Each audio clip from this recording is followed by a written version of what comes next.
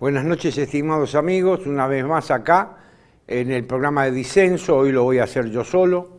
Voy a hablar sobre el concepto de representación política. Lo voy a leer y lo trataré de hacer en 15 minutos.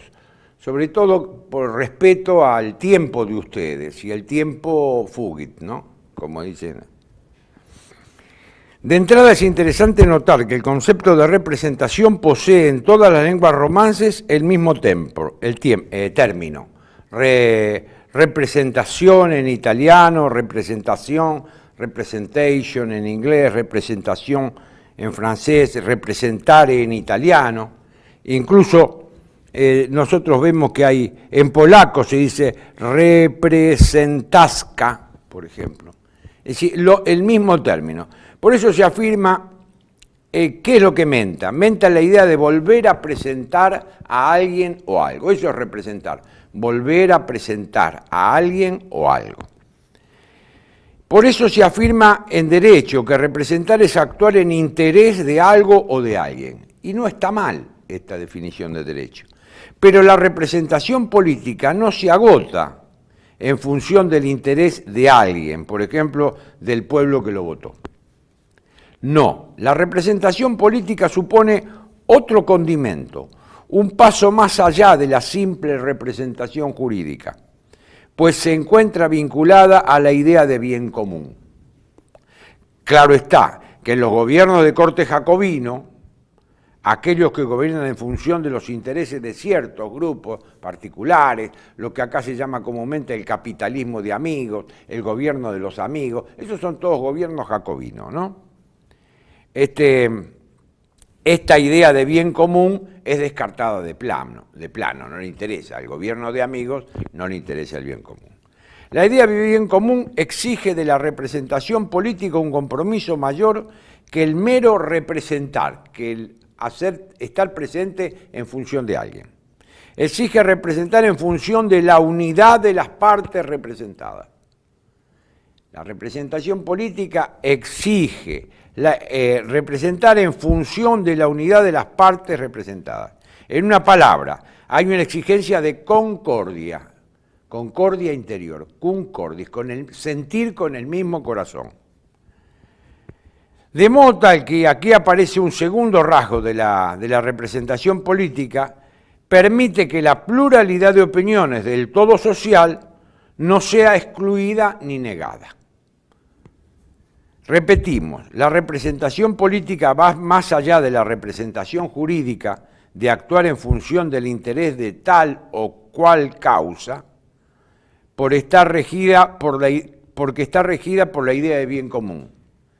Tiene que buscar el logro de la unidad en la diversidad del todo político. Esto es el logro de la unidad de la nación. Fue Carl Schmitt, politólogo alemán, 1888-1985, vivió casi 100 años, quien modernamente llamó la atención sobre esta distinción entre representación jurídica y representación política. Tomando la genial caracterización de la Iglesia Católica como complexio oppositorum, realizada por el eximio exégeta Juan Maldonado. Juan Maldonado vivió en el siglo de 1534 a 1583, en el pleno siglo XVI. Maldonado fue un jesuita español. Fue y es reconocido como el mayor exégeta del siglo XVI. Nació en Extremadura, aunque los franceses sostienen que era francés, tanto por sus escritos como por su inseparable amistad con Miguel de Montaigne, que es un filósofo de la época. Tuvo una larga enseñanza en París y por lo tanto los franceses de Jean Maldonado, los franceses son vivos para quedarse con los inteligentes.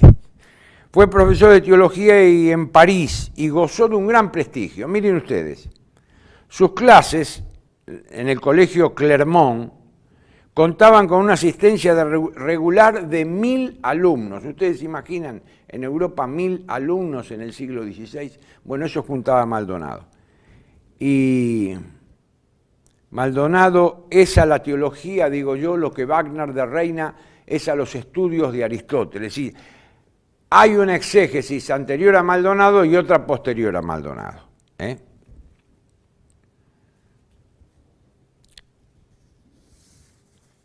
Complexio, entonces, se utiliza la idea de complexio, la representación es un complexio oppositorum. Así como la Iglesia es un complexio oppositorum, un conjunto de opuestos que se unifican en la Iglesia. Bueno, lo traducimos por conjunto, reunión, unión, enlace.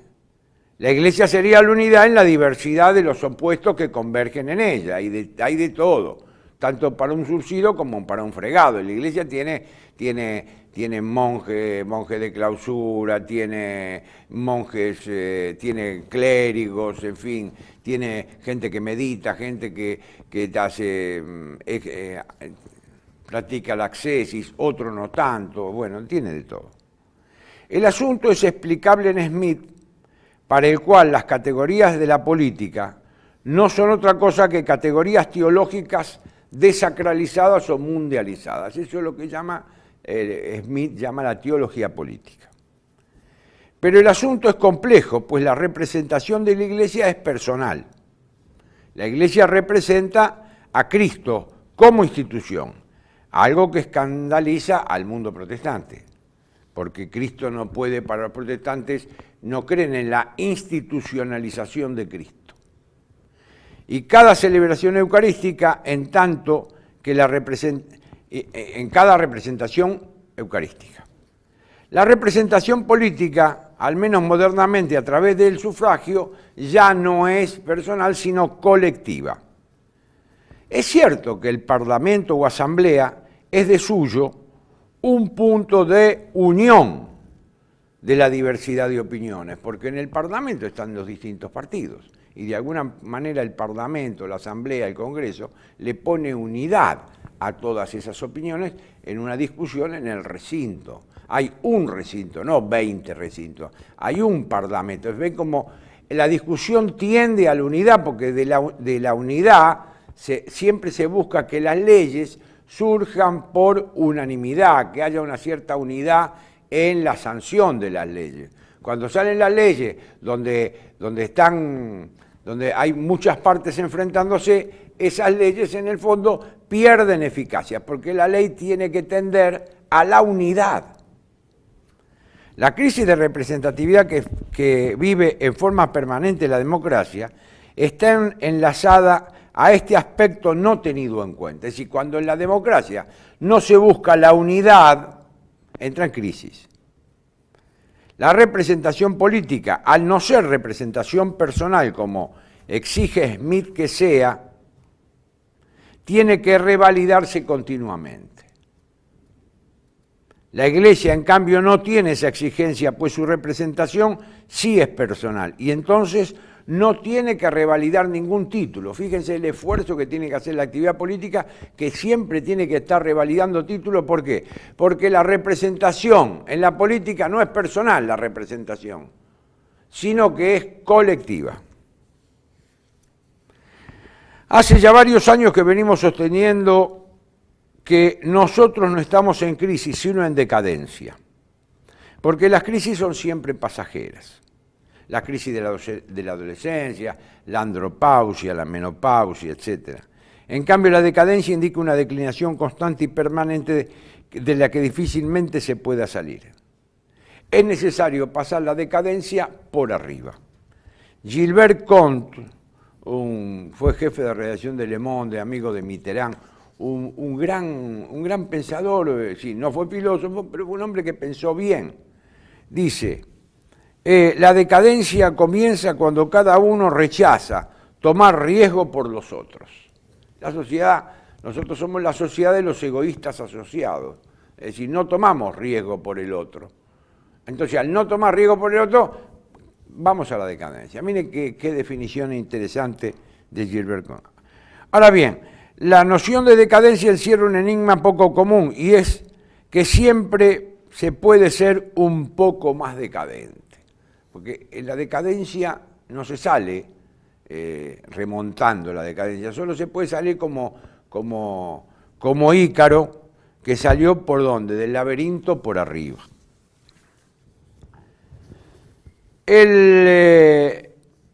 Nuestros representantes rechazan sacrificarse por sus representados, no toman ningún riesgo a favor de los otros. El pueblo en su conjunto es simplemente un convalidador de representaciones que sus dirigentes, los representantes, no se ven obligados a cumplir. La obligación que tienen es cumplir con el procedimiento jurídico formal de acceso a los cargos, a las representaciones. Una vez en posesión de las mismas, su responsabilidad se diluye en un discurso político que promete sin comprometerse. Esta es la naturaleza del discurso político partidocrático. Promete sin comprometerse. El pueblo ha tenido que tomar la representación en sus manos muchas veces. ¿Cuándo? Cuando se rompe la representatividad. Cuando el pueblo sale a la calle es porque los representantes no representan. Y al no representar no se solucionan los problemas de los pueblos. Entonces el pueblo tiene que salir a la calle, tiene que hacer sonar la protesta, la transgresión, el tumulto. Es decir, en una palabra, hacerse notar para que de alguna manera la realidad se modifique en favor de lo que están solicitando. El pueblo ha tenido que tomar la representación en sus manos porque sus representantes políticos y sociales no lo han representado, no han estado a la altura de sus necesidades. ¿Para qué sirve el Parlamento si con sus leyes no soluciona los problemas para que el pueblo lo votó? ¿Para qué sirven los sindicatos si no logran las reivindicaciones reclamadas por sus trabajadores? Esto de la representación política se aplica también a la representación social. ¿Para qué sirven los científicos si no investigan lo que es y lo que se necesita en lugar de desentrañar sombras? ¿Para qué sirven los pastores que no se ocupan de las necesidades de sus ovejas y no lo protegen del lobo? ¿Para qué sirven los jueces que ignoran la noción de equidad limitándose al procedimiento? ¿Para qué sirven los dirigentes locales y barriales si en lugar de ocuparse del vecino se ocupan del ciudadano? O peor aún, de la humanidad. La humanidad no tiene manos ni pies. Cuando un dirigente enaltezca el sacrificio personal como su método en el ejercicio de la representatividad, podrá entonces el pueblo confiarle su representación. En el mientras tanto está la exigencia de construir en la lucha, que es donde se muestran los talentos. Nuestros dirigentes que tengan como apotegma tomar riesgos personales a favor de sus representados. Solo así se podrán reemplazar a los antiguos, de lo contrario se van a reciclar. Esto es lo que viene sucediendo hace décadas. En el 2001 nosotros tuvimos un grito que decía que se vayan todos, y en realidad no se fue ninguno, volvieron todos. El meollo, el nudo, el corazón, la sustancia de la representación política es que la representación política consiste en representar al que lo votó, pero no solo a ese alguien que lo votó, sino que consiste en que esa representación lleve a la unidad. Esa representación lleve a la unidad ¿de qué? A la unidad de los representados. Entonces la representación genuinamente política tiene que ver, está enraizada con el logro de su unidad, que en el fondo no es otra cosa que lo que se necesita para lograr el bien común. Este es el corazón y el meollo de la representación política. Queda dentro de nuestras democracias procedimentales, fíjense que queda en el fondo, como perdido allá a lo lejos, una idea de unidad, porque los parlamentos, los congresos, las asambleas son uno, no son muchos asambleas. Fíjense cómo está latente en el fondo la idea. Lo que pasa es que esta idea de unidad ha sido borrada de plano, y borrada de plano desde hace 200 200 años en la democracia liberal. ¿Por qué fue borrada de plano? Fue borrada de plano porque la versión liberal coincide con la versión jurídica de representación, que ustedes se acuerdan que yo les había dicho, que la representación jurídica, la idea de representar a alguien o algo, y ahí se agota. Bueno, la representación política no se agota con el simple ponerse en el lugar de otro o ponerse en el lugar de otras cosas, no. La representación política exige, demanda, como fondo de su naturaleza última, demanda el logro de la unidad. Bueno, creo que con esto terminamos y hasta la próxima.